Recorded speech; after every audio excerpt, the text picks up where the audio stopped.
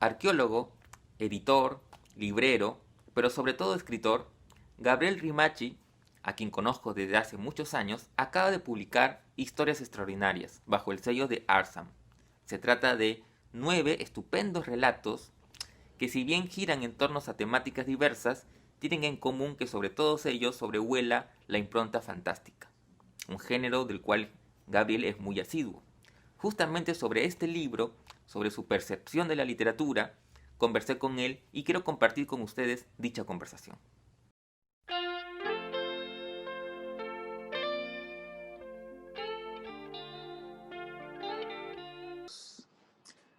Hola Gabriel, muchas gracias por tu tiempo. Acaba de aparecer Historias Extraordinarias, publicada por Arsam. Eh, es un libro, un conjunto de cuentos. Ya desde el título, de alguna manera, hay un guiño, hay un homenaje a Poe. Y de hecho, en el penúltimo cuento, Tan oscura como la noche, digamos, es más evidente el homenaje. Pero también al mismo tiempo es un recuento de tu narrativa, ¿no? Hay cuentos de otros libros. Así que quería empezar un poco preguntándote cómo fue el proceso de elegir, de hecho, repasar la narrativa de uno, nos obliga a hacer de alguna manera un balance y a escoger determinados relatos, ¿no? ¿Cómo así fue la selección? ¿Cómo escogiste los relatos? Hay incluso algunos de tu primer libro. Sí, bueno, ocurre que Arsam tenía la idea de abrir una línea de narrativa fantástica y me pidieron unos textos, entonces yo les planteé unos cuentos que tengo listos, terminados ya hace buen tiempo, y que además que aprovechaba en corregir en esta época de cuarentena, de plena pandemia, pero hay una diferencia sustancial en el manejo del lenguaje, ¿no? En la forma en que uno escribe, ponte, hace 10 años, después hace 5 años, y hace poco, este mismo año. Cuando uno evalúa sus textos ya con esta distancia, mira que mi primer libro salió hace 20 años, eh, te das cuenta, ¿no? De cómo va cambiando no solamente la forma de narrar, sino los recursos que vas utilizando y que has aprendido a lo largo de todo este tiempo, básicamente gracias a la lectura. No hay otra forma sino de aprender a escribir que leyendo y escribiendo, ¿no? Y lo que plantearon ellos era hacer un muestrario de no una evolución, sino más bien de apuestas temáticas. Por ejemplo, en el tema de lo fantástico, que es un tema que al cual yo me acerco mucho casi en todos mis libros, porque me gusta, porque me parece además un universo bastante rico para poder contar y para poder además desarrollar buenas tramas. Eh, hay espacios, por ejemplo, el primer cuento que abre el libro, que es, si mal no recuerdo, no me acuerdo, no me acuerdo ni mis cuentos. En el filo de la noche. Ah, exacto. Ese cuento, por ejemplo, no ha salido en libro, pero sí salió publicado en la web del Barcelona Review, ¿no? Y quedó seleccionado como el mejor cuento del año en su momento, ¿no? A partir de ahí, y con ese empuje de Barcelona Review, este cuento que desarrolla una historia de corte fantástico en medio de la violencia senderista que se vivió en Ayacucho, tuvo mucha repercusión. Entonces se empezó a utilizar el cuento, por ejemplo, en los clubes de lectura de la Universidad del Pacífico, en las charlas de lectura que daban algunos docentes de literatura en Perú y en Estados Unidos, y fue corriendo, ¿no? Entonces, claro, da la impresión de que ya se ha publicado, pero no se ha publicado, sino que ya ha sido leído, ¿no? Y estudiado en algunos casos. Eh, y así fueron seleccionando los temas, ¿no? Entonces, a mí me parece sí que más que un muestrario de la narrativa fantástica que yo escribo, es más bien un acercamiento, ¿no? Porque claro, ahora también estamos en otro tiempo y estamos en otro momento, estamos en un momento en el cual la literatura fantástica ha adquirido el lugar, o está adquiriendo el lugar que le corresponde, ¿no? Que no es una suerte de literatura B, sino en realidad es una literatura que corre en paralelo a la narrativa realista, ¿no? Que además ha sido la narrativa que más ha pesado en el Perú durante los últimos 50 años, 60 años, ¿no? Sin embargo, esos autores realistas también han escrito cuentos fantásticos, ¿no? Y eso es lo bacán, ¿no? Reconocerse dentro de una tradición y además seguir mostrando que es un nicho que no se agota. La narrativa fantástica tiene esa gran virtud, ¿no? Que no se agota, ¿no? Las temáticas, los espacios cambian, los recursos, si bien son los mismos, uno los va reelaborando, ¿no? Va cambiando las ópticas, y finalmente las historias lo que buscan es, más allá del asombro y la sorpresa, es la transformación del personaje, pero es también un poco la transformación del lector. Yo creo que las grandes historias son justamente aquellas en las cuales el lector va cambiando con el libro, con el personaje, conforme va cambiando el personaje, ¿no? Un gran final justamente es aquel donde el personaje obviamente no es el mismo del inicio de la historia, pero también con el personaje, si es una buena historia, cambia también el lector, ¿no? Entonces, a mí me parece que la apuesta, en mi caso, por el tema fantástico, va por ese lado, ¿no? Así ha sido. Ujú. Además, claro, el fantástico, como dices, está, bueno, ahorita se está, tiene mejor, bueno, siempre ha tenido mejor recepción, pero creo que ahora, está más legitimizada, como dices tú, ¿no? Además, te brinda muchas opciones, porque, digamos, cuando uno revisa los relatos del libro, eh, está, digamos, desde relatos que se mueven más por la ensoñación, por ejemplo, ¿no? Por lo onírico, ¿no? Y otros donde de repente pareciera un cuento más típicamente realista y de repente, ¿no? Aparece una especie de revelación o epifanía fantástica, ¿no? Como por ejemplo el primer cuento, ¿no? Que podría hasta cierto momento parecer, ¿no? Un cuento realista stricto sensu, ¿no? Claro. ¿Cómo manejas? No, lo que pasa es que ahí el tema va por el lado de los giros, ¿no? Estas vueltas de tuerca que le llaman, pero en realidad los giros de lo fantástico terminan por fijar en el lector la idea esta del asombro y además le trastoca la vida del personaje. Tengo un cuento que he escrito estos días que se llama Ofelia, por ejemplo, ¿no? Y nació a raíz de, es un ejemplo que te voy a dar, que también tiene que ver mucho con los cuentos que aparecen aquí en Historias Extraordinarias, ¿no? Que es un cuento obviamente ambientado en la etapa de la pandemia, pero de todo lo que yo he estado leyendo en literatura de pandemia, que además es como que ya estamos todos saturados de literatura de pandemia, porque todos se convierten en zombies, todos se devoran entre ellos, no hay más, ¿no? Eh, yo lo que he hecho en este nuevo texto es, por ejemplo, que se llama Ofelia, es utilizar el escenario de la pandemia, ¿no? O sea, aprovechar los temores, aprovechar las frustraciones, aprovechar los resentimientos, aprovechar la rabia y además, en medio de todo eso, que es algo más que todos estamos viviendo y que todos podemos reconocer, justamente dentro de la lectura, que pareciera una historia realista, quebrar esa realidad con un hecho fantástico, ¿no? Que es en este caso la historia de un policía que va a descubrir un cuerpo, que va a levantar un cadáver que ha sido asesinado supuestamente por un anciano y que es la mujer de este anciano, ¿no? Pero cuando el policía está arrodillado y acoclillado al costado del cadáver, le pregunta como un investigador, vamos a ver qué pasó contigo, y el cadáver le responde, ¿no? Tú sabes bien lo que pasó. Entonces, a partir de ahí empieza un diálogo. O sea, ¿te das cuenta? Lo que va como un hecho real, la policía, la Pathfinder va a ver otro cadáver más de los miles de cadáveres que hay en Lima por el tema del COVID y además con otras cosas, de pronto, ¡pum!, se quiebra, ¿no? Para mí, esos quiebres son sumamente valiosos, porque ya te da no solamente un salto a otro nivel del relato, sino que además te permite a ti ir a otro nivel literario, o sea, hacer literatura como un lenguaje literario, o sea, hacer literatura de verdad, ¿no? ser ambicioso con el tema del lenguaje y no solamente contar una historia por contar. A mí me gusta mucho este ejercicio porque la intención que tengo yo como escritor al momento de escribir mis cuentos o las novelas que tengo ya acá es que los personajes se queden con uno, o que alguna escena de la trama se quede con uno.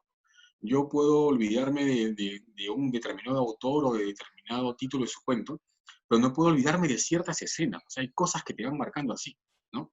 Eh, es como esas frases que uno lee y que después, en algún momento te acuerdas y dices, ¿dónde salió esta frase? ¿No? Pero la has sacado de algún lugar. O sea, todos somos siempre un cúmulo de, de cosas que vamos leyendo, de cosas que vamos viviendo. Pero básicamente son cosas que nos afectan, o sea, que nos emocionan, nos conmueven, nos sobrecogen, nos afectan, ¿no? Producen en nosotros algo que hace que se fije esa emoción. Entonces, la literatura, que además entra por los ojos, ¿no? Y entra por los ojos directamente a la imaginación, debería apostar, ¿no? Y esa es mi apuesta en todo caso, espero haberlo conseguido en algunos textos míos, a que el lector fije en su memoria la imagen, ¿no? O sea, imagine todo, o sea, que lo que yo cuente sea visual, ¿no? De tal manera que el lector puede imaginarse las escenas, imaginarse y sentir las turbulencias, o las emociones, o la emoción del amor, o la angustia del novio que espera a la novia en el parque, ¿no? ¿Qué sé yo? Entonces, por ese lado como que me manejo yo mejor, ¿no?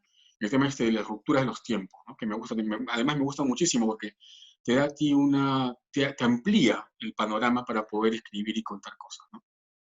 Ujú. Sí, es verdad, pues esos cuentos que a veces eh, recordamos escenas que se nos han quedado caladas en la mente, ¿no? Incluso a veces, incluso sensaciones, no sé si te ha pasado a ti. Sí, No recuerdas el claro. drama, pero recuerdas mucho la sensación que te despertó en su momento el relato, ¿no? Sí.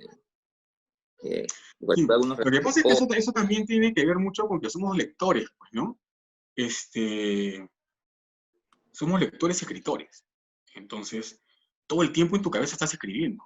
Todo el tiempo. Eso es cierto. Yo puedo estar yendo, no sé, a comprar al mercado y veo a un vendedor de pescado y me pongo a imaginar cosas, ¿no? Y no es algo que sea, uy, qué imaginador que es, ¿no? Es que la gente que está haciendo ficción normalmente está ficcionando todo, desde una conversación, desde una imagen, no sé. Este, Imagina qué piensan las personas, o imagina situaciones que podrían ocurrir en la cola del banco, o qué pasaría si la persona que está delante tuyo, en la cola para entrar a metro o a una farmacia, y le bota el termómetro que le ponen en la frente 38, ¿no? ¿Quién salta? ¿Cómo se la llevan? ¿Cómo le besan a sus hijos? ¿Dónde se contagió? ¿Qué pasó? Y en tu cabeza vas armando cosas, armas cosas, ¿no? No siempre eso termina en un papel, ¿no? Pero ya es, digamos que ya viene, ese chip viene por defecto, ¿no? En todos los que escribimos. Pero además también en las cosas que leemos, solemos imaginar ciertos finales alternos, ¿no? O pensar en qué personaje hubiera sido mejor desarrollado, ¿no? Como una crítica a la lectura, o como una forma de complementarla para nosotros como lectores. Eh, y vamos enriqueciéndonos constantemente justamente de eso, ¿no? De esas emociones. Ya me olvidé porque te está comentando esto. Me pongo, vuelo y me pierdo. Claro, porque, pero ahora, además, digamos, de lo visual que pueden ser tus relatos, que hacen pues que uno se termine recordando muchas escenas, por ejemplo, ¿no? Eh, También eh, hay un, no sé si llamarlo tono, pero hay una especie de tono reflexivo a lo largo de los relatos. Es decir, no solamente está digamos, la anécdota, sino que eh, entrelazas con reflexiones de los personajes también, ¿no? Que hacen que la lectura también sea más significativa. Pero sin embargo Claro. lo encajas tan bien que eso es muy sutil, o sea, no se hace, digamos, pesado, o sea, no hay una ambición, digamos, ensayística, pero sin embargo los personajes reflexionan en torno a su entorno, a la situación, a la vida, ¿no? Esa también es otra preocupación que tienes a la hora de escribir. Oh, te agradezco esa lectura, en realidad. Claro, lo que pasa es que los personajes deben... A ver, Hemingway decía que si un escritor crea personajes está jodido, ¿no? Lo que uno tiene que hacer es crear personas. Y crear personas tiene que ver necesariamente con que cada personaje, en este caso literario, tenga una personalidad distinta, una forma de sentir, una forma de moverse dentro de su universo. Y además una forma de reaccionar frente a tal o cual acción que lo presione o lo ponga contra él mismo. Eh, si los personajes pensaran todos iguales, actuaran todos iguales, entonces, y lo hemos leído en muchísimos casos, estamos frente a una literatura que es plana, ¿no? Que es un simple divertimento. Entonces, ¿está bien que exista esa literatura? Pues sí, todos tienen derecho a vivir, ¿no? Pero uno como lector no termina de enriquecerse con esa literatura. Entonces, para mí, ¿no? Las historias que yo escribo deben tener personajes que, que tengan una vida dentro de esa ficción. Y dentro de esa ficción tienen también sus propios problemas, ¿no? Sus propias dudas, sus propios temores. Y son esas dudas y esos temores los que finalmente van a hacer que los personajes reaccionen de tal o cual forma y se enfrenten al problema de una manera distinta a los demás personajes, ¿no? Eso enriquece mucho, eso es literatura en realidad, eso es hacer literatura. Por ejemplo, en Ensayo sobre la ceguera, cuando todos los ciegos están presos en este manicomio dividido en dos, entre los maleantes y los buenos, ¿no? Eh, cada personaje, la mujer que es la única que ve, que tiene además acogido al oculista que está ciego, ¿no? Tiene unas, o sea, ve todo el horror, huele toda esa miseria, esa podredumbre, excrementos, orines, y tú lo vives con ella. Los demás están ciegos, y ciegos de una ceguera blanca, pero a pesar de ello, tienen formas de conducirse dentro de ese rebaño de gente desesperada, que los hace conducirse de una forma diferente. ¿Te das cuenta? Entonces, te enriqueces tú con la escena, pero además te enriqueces tú con las reflexiones o con las formas de ver y de conducirse de cada uno de los personajes, incluyendo los personajes que son malos, ¿no? Como que lidera de los bandidos y que finalmente le pide canjear la comida por sexo justamente a la esposa del oculista. Y así, ¿no? Así. En Moby Dick, por ejemplo, los personajes, a pesar todos van en un solo barco, pero no todos hablan de lo mismo al mismo tiempo. Hay tonos, hay formas, hay aprehensiones, hay reflexión de los momentos. No todos reaccionan de la misma manera, no todos se enfrentan al temor de la misma manera, ¿no? Y para mí eso es lo que termina por enriquecer la lectura. Y eso es lo que termina por hacer que los personajes cobren dimensión dentro de la ficción, ¿no? Entonces, y es esa dimensión lo que convierte a una anécdota, ¿no? En literatura, de verdad, ¿no? Y yo creo que a eso es a lo que aspiro, ¿no? Lo que busco siempre y espero conseguir en los textos, ¿no? Eh, que un personaje te sea, que te genere empatía o rechazo, o que lo acompañes a lo largo de su aventura y te rías con él y te conduelas de él, o no sé, que en alguna escena ridícula, por ejemplo en El cazador de dinosaurios, hay muchas escenas ridículas, ¿no? Donde la gente se ríe y cierra el libro, ¿no? Porque le da vergüenza, ¿no? Este tipo no puede ser tan idiota. Pero lo es, pues, no es un ser humano. Y después vuelves a leer y sí, continúas la lectura y te diviertes, pero eres parte, acompañas al lector. Y la única forma de lograr eso es teniendo un manejo del lenguaje, pero además ese manejo del lenguaje está sostenido y respaldado en las lecturas que vas teniendo, ¿no? Yo no puedo conseguir un escritor que no lea, por ejemplo, ¿no? O que escriba solamente para él mismo. Ya no pienso eso. Antes pensaba, hace muchísimos años pensaba eso, ¿no? No, yo escribo para mí mismo, ¿no? Pero es absurdo. Uno escribe para compartir, uno escribe para contar, uno no escribe para contarse, ¿no? Uno escribe para poder compartir la emoción, las historias. Eh, y también para poder producir cierto, bueno, para producir asombro en quienes te leen. Y justamente creo que ese es el gran poder de la literatura, ¿no? Más allá de las cuestiones extraliterarias, como por ejemplo reinterpretar una sociedad o criticar ciertos sistemas, ¿no? Que es básicamente lo que consiguen los críticos una vez que el libro está publicado, ¿no? Eh, yo no podría, en todo caso, decir, bueno, voy a criticar el gobierno y voy a hacer una novela que critica al gobierno, ¿no? No, las cosas salen. Y en el camino, creo que todo eso que tienes ahí como bagaje en la cabeza va saliendo.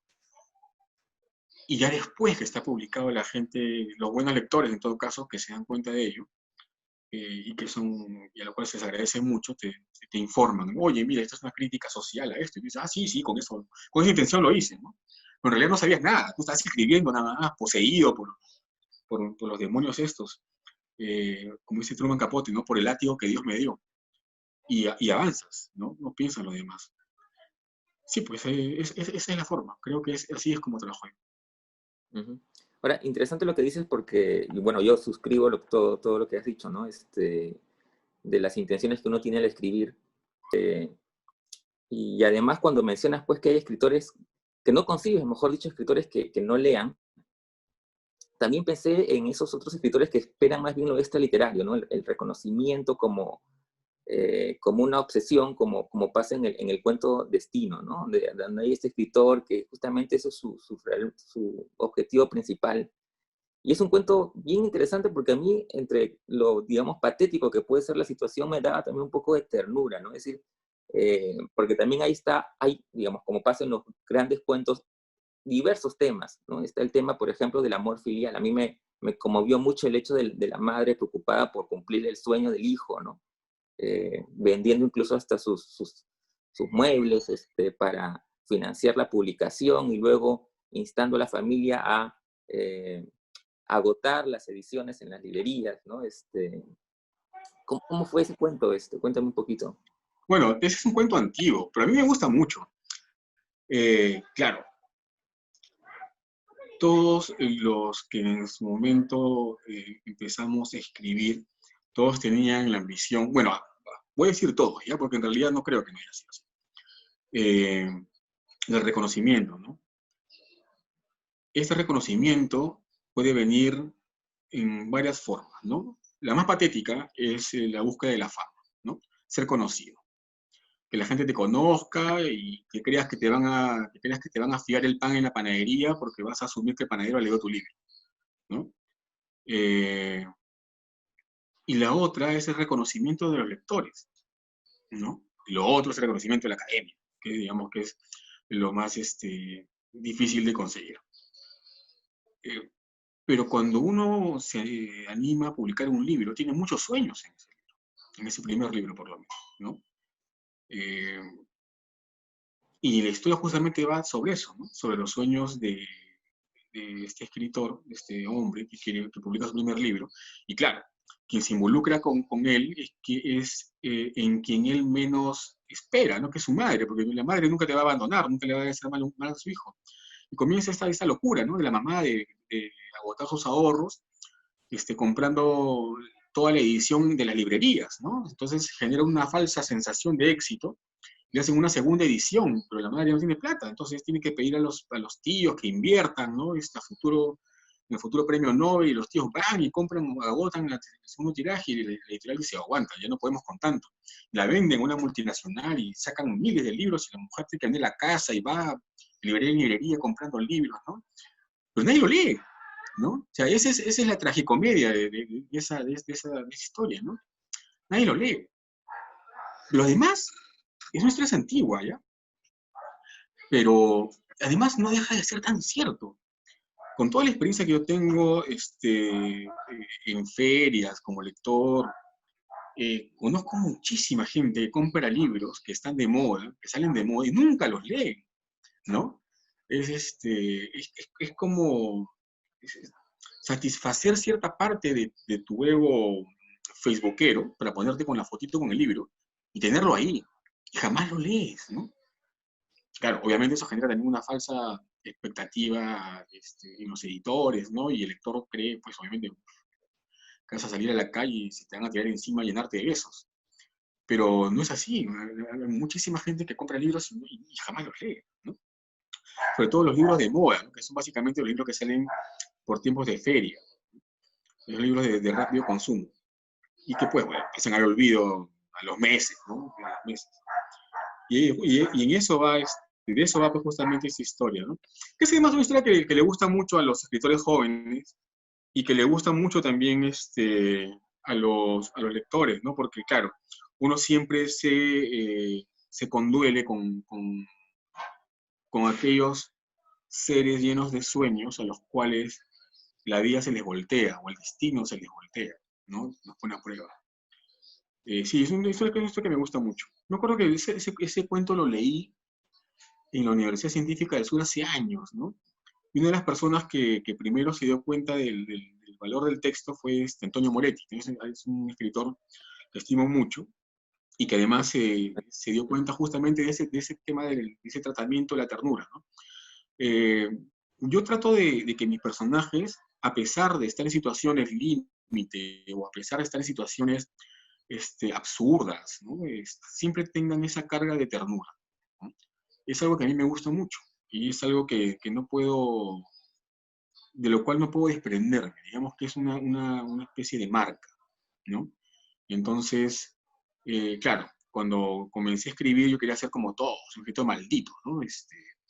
Escribir sobre sexo, drogas y alcohol, que lo hice también, ¿no? Y que lo transité además, ¿no?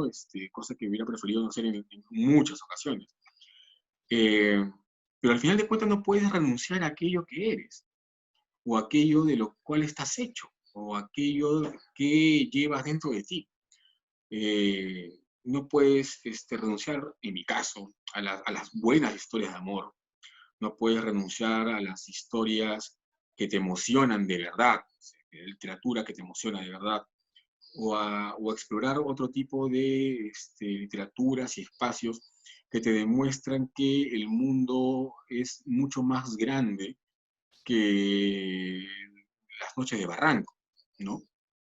Entonces, y eso fue hace mucho tiempo, ha pasado ya 20 años de eso. Entonces, ahora, por ejemplo, cuando me enfrento a una historia, ya me enfrento a ella no solamente con la vehemencia del que quiere contar algo, sino que además ya vas con todo el bagaje de vida y con todas las experiencias de todo lo que has vivido, de todo lo que has padecido, de todo lo que has sufrido, de todo lo que has visto, porque además yo tuve la suerte de ejercer el periodismo y he visto muchas cosas dentro del oficio y de conocer también y poder conversar con personas que han vivido muchísimo más que uno, que han leído muchísimo más que uno, y que finalmente terminan siendo parte de nuestra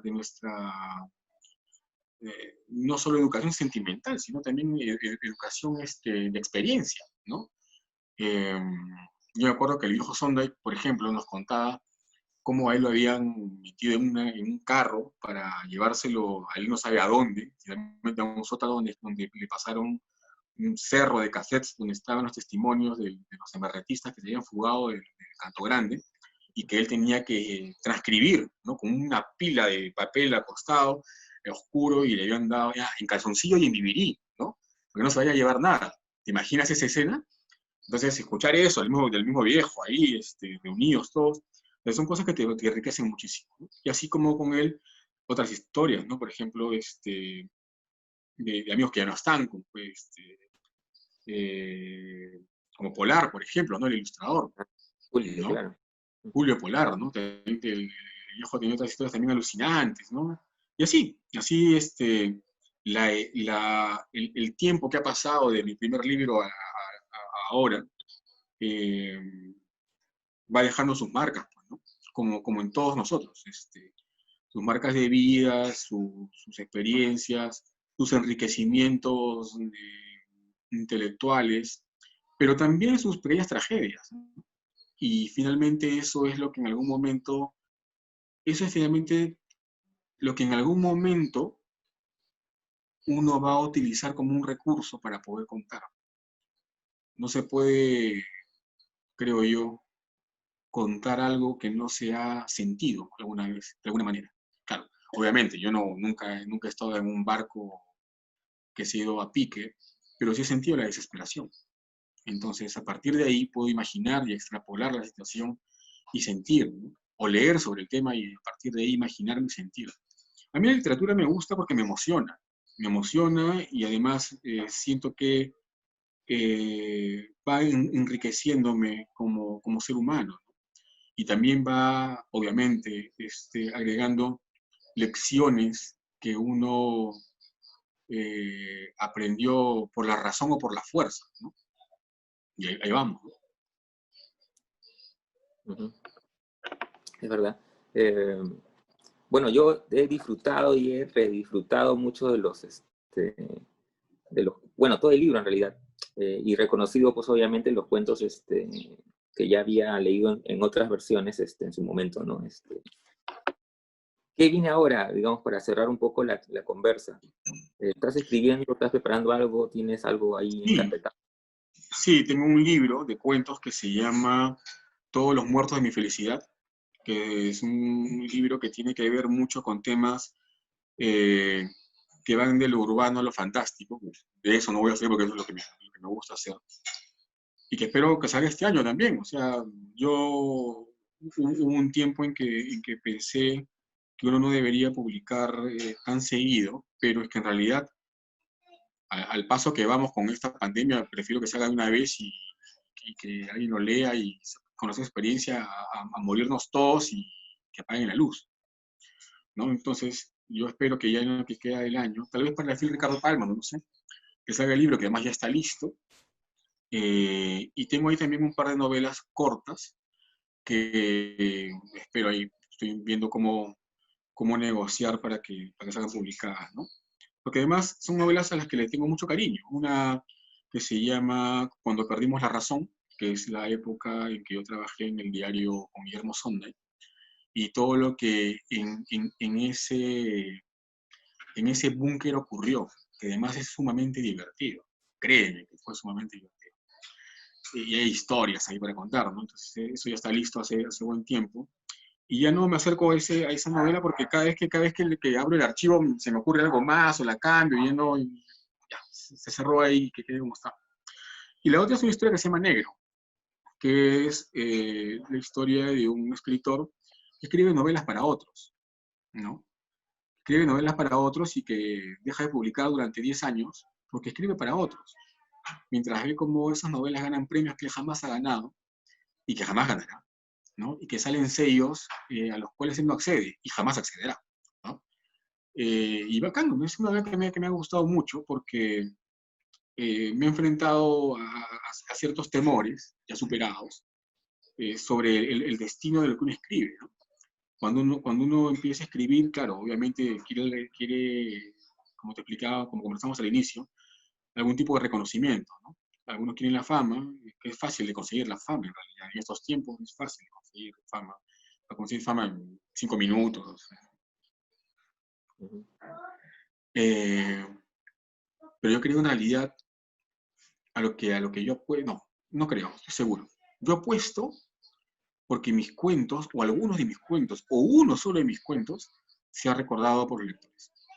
Con eso me doy por bien pagado, ¿no? Ya lo conseguí, creo, con El cazador de dinosaurios, que mucha gente se recuerda de ese texto, otros con Destino, pero cada libro es justamente una apuesta a ello, ¿no? Uno escribe finalmente para no morirse en el olvido, uno escribe para que alguien lo recuerde, o uno escribe para que al morir alguien encuentre el libro y diga, oye, mira, este huevón escribía más o menos bien, ¿no? Vamos a ver algo más de él, ¿no? Y como decía Ribeiro, ¿no? En cada lector el escritor renace. Yo creo que esa es en realidad la apuesta honesta, al menos la mía, ¿no? Al momento de escribir y publicar. Y he publicado después también de mucho tiempo, ¿no? Ya cuando eres más adulto y asumes tus responsabilidades y tienes hijos y todo lo demás, ya todo el universo cambia, ¿no? Yo no puedo imaginarme la escena esa de Rivero cargando a su hijo en París y escribiendo con una mano en una máquina de escribir. me parece una locura, ¿no? Porque ahora, teniendo toda la tecnología que tenemos al alcance de la mano para poder escribir, no sé, hay gente que graba sus audios, hay gente que anota, hay gente que tipea, hay gente que le dicta a la computadora. Aún así, no encontramos no solamente el tiempo, sino el momento, ¿no? Stephen King, que se compró la mesa de roble rojo de Rudyard Kipling, creía que en esa mesa fantástica que iba a escribir grandes historias, pero no, lo que él necesitaba hacer era esa covacha de miércoles, ¿no? En cuya esquina había puesto una mesa, con una ventanita de fraile, de lo alto, donde entraba un haz de luz apenas, y escuchando Metallica a todo volumen. Él escribía así. Entonces, no se trata solamente de tener el espacio ideal, ¿no? Lleno de libros y cuadros de escritores, no sé, pues si te gusta beber, un montón de whisky, o ginebra, o cerveza, ¿no? O todas las drogas del mundo sobre tu mesa. Yo creo que ahí hay mucho más de cliché que de lo que en realidad supone la escritura de un texto, ¿no? Que es muchísima concentración, muchísima lectura, muchísimo nervio y muchísimo corazón, porque todo eso que tú vas a volcar ahí es finalmente lo que se va a ir con el lector, ¿no? Y si no consigues un mínimo de emoción en quien te lee, claro, te van a comprar el libro, ¿no? Una vez, dos veces, pero después ya no más.